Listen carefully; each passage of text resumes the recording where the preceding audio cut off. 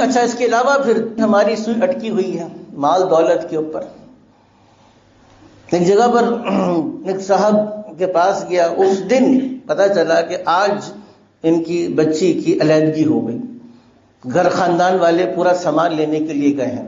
جس گھر کی وہ خاتون تھی وہ بھی بہت دنیاوی اعتبار سے آسودہ حال تھے, اور جس گھر میں گیا تھا وہ ان سے زیادہ آسودہ حال تھے. انہوں نے ایک جملہ کہا, وہ جملہ میں اس موقع پر جملہ کہا, میں جملہ کو سنانا چاہتا ہوں. اور جس لڑکے سے کیا اس کی عادات خراب تھی.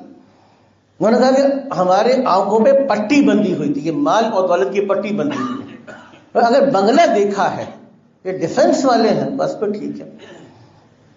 انجینئر ہے لڑکا, آمدنی کتنی ہے, فائنینشیل اسٹیٹس کتنا ہے اس کا, پیسہ کتنا کماتا ہے. اور لڑکی والے ہیں, لڑکی والوں کا جہیز کتنا ملے گا. میں آپ کو اپنے سامنے کے واقعات بیان کر رہا ہوں. سب سے پہلے اچھا یہ نہیں کہیں کہ ہمیں جہیز چاہیے. لڑکی ہم کہتے ہیں ہمیں کاروباری لوگوں میں رشتہ کرنا ہے. بھائی کاروباری والے لوگوں میں رشتہ کیوں کرنا ہے, مجھے نہیں پتا تھا. میں ذرا سادہ سا آدمی, مجھے نہیں, میرے دوستوں نے بتایا کہ پتہ ہے کہ کاروبار کی بات کیوں کر رہے ہیں. میں کہ مجھے نہیں پتا. کیا کاروبار کی بات اس لیے کر رہے ہیں کیونکہ جہیز اچھا ملے گا.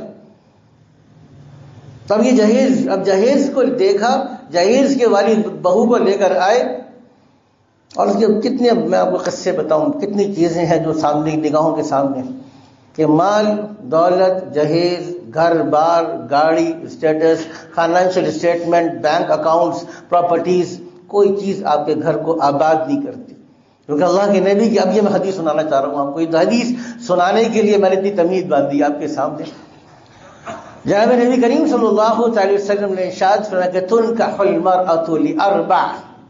دیکھو کسی بھی خاتون سے چار میں سے کسی ایک وجہ سے نکاح کیا جاتا ہے. لجمالہا, یا تو اس کی خوبصورتی کو دیکھ کر, جس کی تفصیل میں نے آپ کو بیان فرمائی, او لمالہا, یا اس کے مال اور دولت کو دیکھ کر, فائنینشیل اسٹیٹس کو دیکھ کر. آج ایک اور چیز بن گئی, وہ یہ ہے کہ ہمیں ورکنگ وومن چاہیے, پروفیشنل وومن چاہیے, ایسی خاتون چاہیے جو ڈاکٹر ہو, کما کر لے کر آئے, جو اس کی ذمہ داری ہی نہیں ہے. اور پڑھائیں لڑکیوں کو, پروفیشنل بنائیں, ایک نئی مصیبت ہے سر کے اوپر.